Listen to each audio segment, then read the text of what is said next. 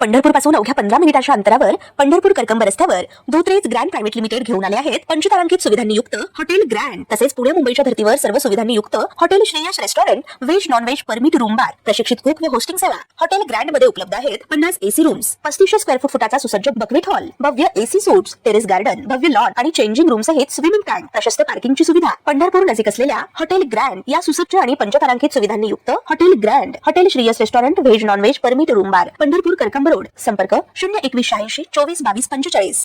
तू माझ्या मित्राच्या बहिणीला का छेडतोस या संशयावरून सुरू झालेला वाद अखेर एका 17 वर्षीय विद्यार्थ्याच्या जीवावर बेतला।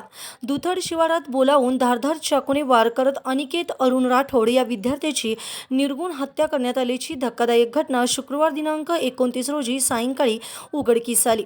या घटनेमुळे शेवगाव परिसरात मोठी खळबळ उडाली। अनिकेत अरुण राठोड वय वर्ष 17, राहणार शेवगाव तालुका छत्रपती संभाजीनगर, हा रोटेगाव तालुका वैजापूर येथे पॉलिटेक्निकल महाविद्यालयात प्रथम वर्षात शिक्षण घेत होता। परीक्षा सुरू असल्याने तो सध्या शेवगाव येथून महाविद्यालयात ये-जा करत होता। या प्रकरणी पोलिसांनी श्रीकांत विलास राठोड वय वर्ष 20 आणि अमोल संजय चव्हाण हे दोघे राहणार शेवगाव यांना अटक केली आहे। तर मुख्य आरोपी ओमकार मधुकर ताकपिरे राहणार फेर जळगाव हा फरार असून त्याचा शोध घेण्यासाठी पोलिसांनी विशेष पथके रवाना केली आहेत। पोलिसांनी दिलेल्या माहितीनुसार गेल्या महिन्याभरापासून ओमकार तपकिरे हा स्वप्नील चांदणे याच्या माध्यमातून अनिकेतला फोन करून धमक्या देत होता। तू माझ्या मित्राच्या बहिणीला का छेडतोस असा आरोप करत त्याच्यासोबत वारंवार वाद घातला जात होता। मात्र संबंधित मुलगी कोण होती आणि नेमका वाद कशावरून सुरू झाला होता याबाबत अद्याप स्पष्ट माहिती मिळालेली नाहीये।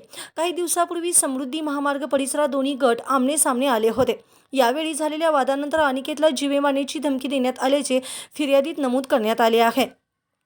दरम्यान शुक्रवारी सायंकाळी अनिकेतला दुधड शिवारात बोलवण्यात आले। तिथे ओमकार तपकिरे, श्रीकांत राठोड आणि अमोल चव्हाण यांच्यासोबत त्यांचा वाद झाला।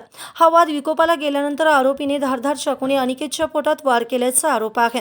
गंभीर जखमी अवस्थेत अनिकेतला करमाड येथील ग्रामीण रुग्णालयात दाखल करण्यात आलं। मात्र अतिरक्तस्राव झाल्यामुळे उपचार सुरू होण्यापूर्वीच डॉक्टरांनी त्याला मृत घोषित केलं।